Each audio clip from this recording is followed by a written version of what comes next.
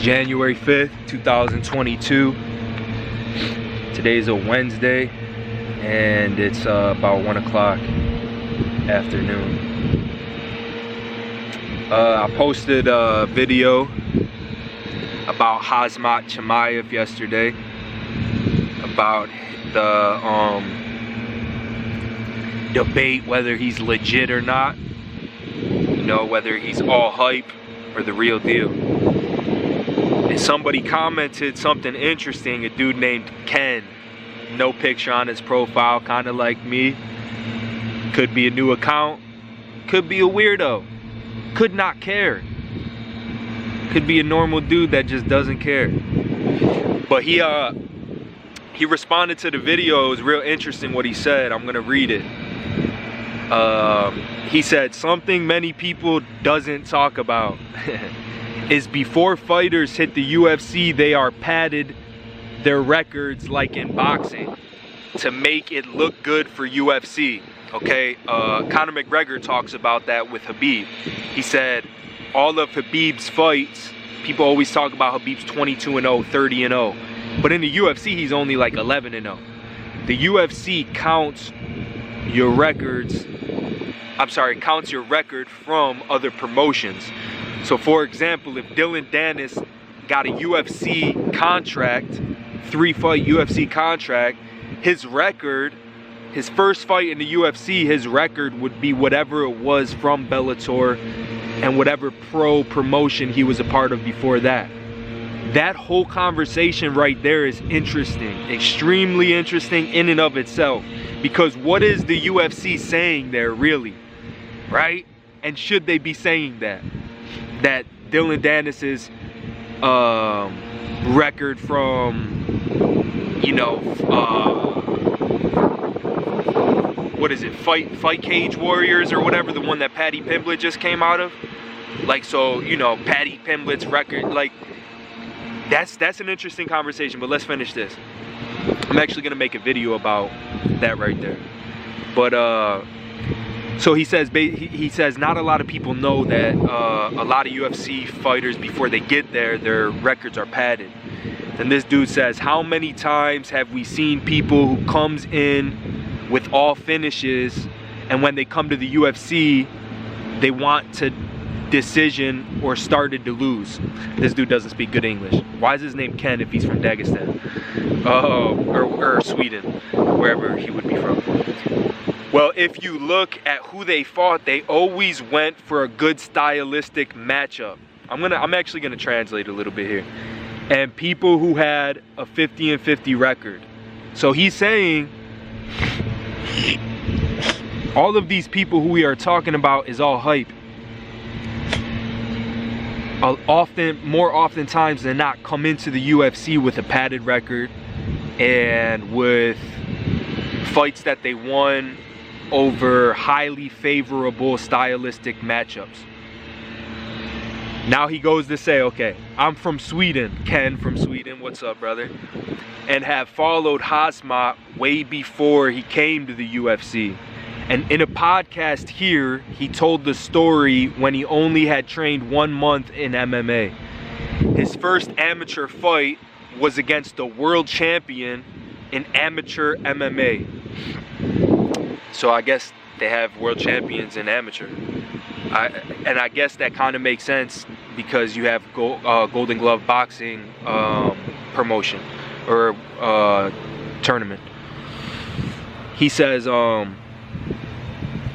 KHAMZAT totally ragdolled him, the #1 amateur MMA champion in the world, or in that area in the world. He says. Also, when he came to Brave, I'm unfamiliar with that promotion, he also called out the winners who were undefeated and the best, just like he does now in the UFC. So Ken is saying this is nothing new from KHAMZAT. He wasn't padding his record before like many others do on the original scene. I think he beat 4 undefeated fighters. What's up, brother? And was supposed to fight for the belt before COVID hit. That's interesting because I don't even know if that's true. I thought before COVID hit, he's saying, not before Khamzat got COVID. Before Khamzat got COVID, he was supposed to fight Leon Edwards. That would have been a super dope fight. I wish they would make that fight happen in 2022. And because the UFC was the first back, Khamzat jumped in on short notice on Fight Island. Otherwise, he would have fought for the belt in Brave. That's interesting, bro. That's interesting. I don't know if that's, I'll have to do some research on this. But he says, also Khamzat's best opponent isn't even in the UFC. It's Ikram. All right, so now this dude's kind of tripping. And even Robert Whittaker's coach is very high on Ikram. And when he comes to the UFC, he will shake things up in the middleweight division. He is a multiple world champ and gold medalist in Sambo, okay, who are from Dagestan and trained good friends with Khabib. UFC have wanted to sign Ikram for a while, but he doesn't want to join UFC yet. But when he comes to the UFC, I would pick him to win against many in middleweight. Okay, at least you didn't say all, Ken. So Khamzat maybe haven't fought, so he said, so yeah, maybe. Khamzat haven't fought the best in the UFC, but he fought better outside of the UFC, something that not the top in the UFC ever have done before. I'm sorry, Ken, I disagree with you, brother. Again, in that video that you commented on, I said the UFC is the best promotion in the world, bro. And I'm not saying that there aren't tougher fighters out there outside of the UFC, but certainly there's something to be said about the competition in the UFC. And you're saying that Ikram doesn't want to come to the UFC yet. Why? Because before that you stated that Khamzat is not somebody who padded their record, is not somebody who was looking for lesser competition. But Ikram doesn't want to join the UFC yet. Give me one reason why you wouldn't. There's no reason why you wouldn't. To totally dominate one promotion, maybe to set records in that promotion before you leave, I guess, man, maybe you could say that. He's trying to be the best to ever do it in that promotion for years to come, decades to come, so he's trying to, you know what I'm saying? No, bro, there's really no reason why he wouldn't join the UFC if he's as good as you're saying he is, and he's not trying to pad his record or fight guys who are more favorable stylistic matchups. But if he's a gold medalist in Sambo, that's definitely something to be said. And, you know, anybody who's in the Khabib circle and they're a fighter and they've gotten to train with people in Khabib's circle, definitely has to be a savage, man, I would say. All those dudes are very tough. Now, Ken goes on to say, also, if you haven't listened, or I'm sorry, also if you've listened to people, Google what Rashad Evans told about him. And Rashad Evans have trained with John Jones, fought John Jones, GSP, and is a very good friend with Usman. To say that Khamzat is very impressive, Rashad Evans.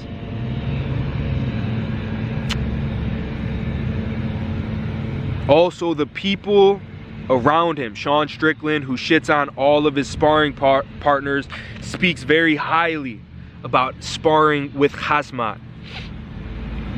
You can just search on YouTube. Darren Stewart spoke about Khamzat ripping his ear, knocking out his tooth, filling, and giving him a body kick in the ribs so he couldn't continue. I believe it. And there are just 3 fighters who are not even from Khamzat's gym. Those are 3 fighters that aren't from his gym. Aren't even from his gym, he's saying.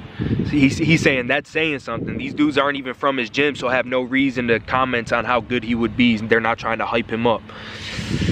Okay, Ken. They have a problem to find people who can spar Khamzat because people in his weight just can't handle his intensity. That's why he spars middleweight and mostly light heavyweights. It's interesting when you say intensity, and then you're saying he's going up in weight class, because intensity could be distributed in many different forms. Pace, power, pressure, you know, pace.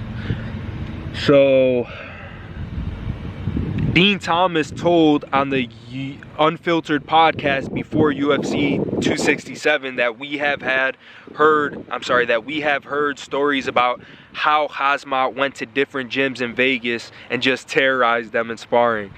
If you listen to the Schmoes podcast with John Gooden, he speaks about a sparring session he watched between KHAMZAT and the UFC veteran.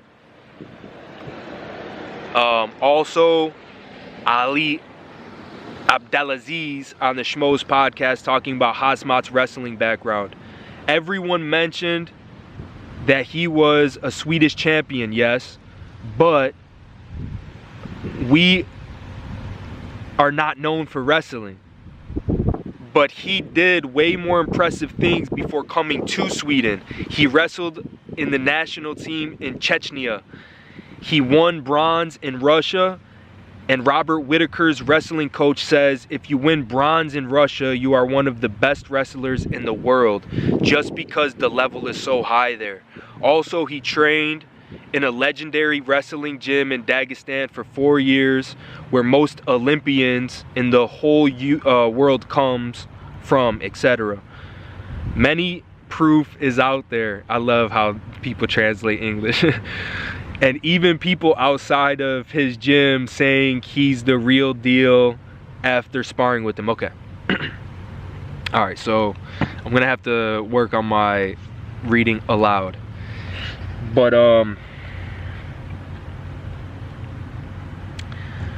all of these people, including Ali Abdelaziz, because you got to give credit to the man outside of his business savviness. Ali Abdelaziz does train and does get punched in the face and does, you know, take punishment physically and tries to dish it back out. So even him, we're going to count what he has to say towards this conversation. If KHAMZAT placed third in Olympic, what was it, the Olympic team in Russia, that's pretty crazy, right? In terms of his wrestling pedigree, that's pretty crazy. And Robert Whitaker, right before I started this video, in like the shorts section on YouTube, the UFC just posted their next 4 poster fights. The first one was Calvin Kattar versus the tough dude who I forget his name at the moment. And I'm like, that's a good fight. They're hyping him up a lot too, this dude who I'm talking about right now, who's about to fight Calvin Kattar. Francis Ngannou versus Cyril Gane. That's a pretty crazy fight. I was thinking about that one last night. I think Cyril Gane's gonna get knocked out. I say that because I was watching some of his footage with Volkov, and I could see some of the damage Cyril Gane was taking from Volkov, and I'm like, yo, if he gets touched by Francis with any one of those punches that Volkov hit him with, I don't know, man, God bless you, bro, and good luck to you, brother. And I say that genuinely speaking, not off of what I just said right there in a condescending manner, but like for real, genuinely speaking, good luck, bro. Francis is a savage, man. Francis, good luck to you too, because Cyril Gane is no walk in the park. And then if you see the first, all right, man, to Cyril Gane's favor, if you watch, I'm actually gonna do a whole video on that, man. I'm gonna do a whole video on that next. So yeah, he said he wrestled on the national team, not the Olympics, but the national team in Chechnya, and he placed third. If you place third in Russia, you're a savage, Robert Whitaker's coach is saying. That UFC short that I was just referring to, the third fight was Moreno versus Figueiredo, and then the fourth fight, I think, was Robert Whitaker versus Israel Adesanya. And I thought to myself, I'm like, that's a great fight. And you know what another one was? That I'm not trying to be a hater, guys, and I really do love both of these dudes, but I just don't know if they're elite level. But I think in terms of toughness, they're in the highest pedigree in the world. But I think in terms of skillfully speaking, I don't know if I would regard them in, you know, the top of the food chain. I'm not trying to be disrespectful. Both of them would whoop my ass, obviously. But Jack Hermansson versus Sean Strickland, I'm like, all right. I'm gonna do a whole nother video on all those fights that I just named. But Israel Adesanya versus Robert Whittaker is a super high level technical, elite mixed martial arts practitioners, high level in multiple different disciplines fight. That's a crazy fight, man. The first fight was kind of, I felt like it was a disservice. I don't know if, you know, that was a clear demonstration of who's a better martial artist, but obviously it is, because he got the best of him. So but he did also get caught. But you get caught when somebody's better than you sometimes, a lot of the times, bro. More times than not, maybe. Robert Whittaker, I would assume his coach is super high level. I'm very unfamiliar with the man. He's fucking Robert Whittaker's coach. So if he's holding KHAMZAT in high regards, that's something to be said. You know, Rashad Evans is one of the most brilliant minds in mixed martial arts. He's been in the ring with the absolute greatest in the sport. He is considered one of the absolute greatest of the sport. He wrestled Niagara Community College, shout out to him. And he holds KHAMZAT in high regards. That's saying something. So look, guys, hate it or love it, the underdog is on top. And you guys could keep trying to discredit this man, but he's, you know, it's quiet. It's the most quiet just before the storm. So you guys see him fighting these lower level dudes, which they are in terms of like the greatest of the division, the best in the division, but you know, it's always most quiet before the storm. And so, you know, he might not be fighting the Sean Stricklands of the world yet. Actually, that's one weight class above him. He might not be fighting the Darren Till, or no, that come on, y'all, the Colby Covington. I didn't want to go all the way up there, but the Colby Covingtons, the Usmans, the Masvidals, the Wonderboy Thompsons, the Bahal Muhammads, the Gilbert Burnses. But when he does, you know, my opinion, man, and I think Gilbert Burns is an absolute fucking stud. And Gilbert Burns to me is almost like one of them scary looking dudes, bro. He just looks like a Ninja Turtle, bro. He's built like a Ninja Turtle, you know? And he's a scarier looking dude. So, but I think KHAMZAT eats him, bro. I eat you for the breakfast butter. I think he fucking eats him, dude.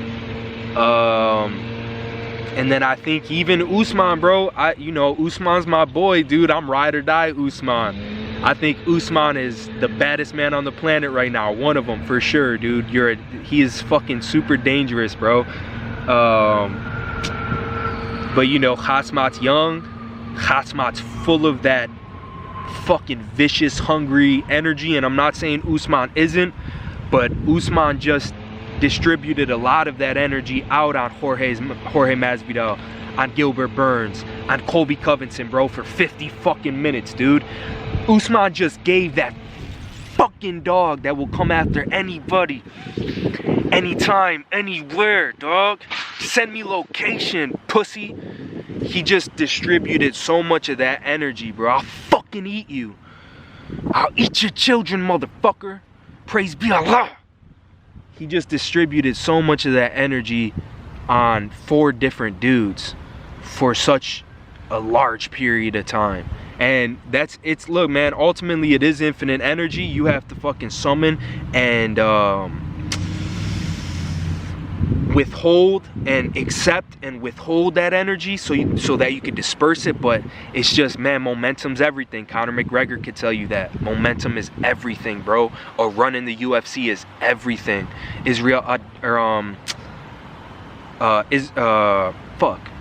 Anderson Silva will tell you momentum is everything.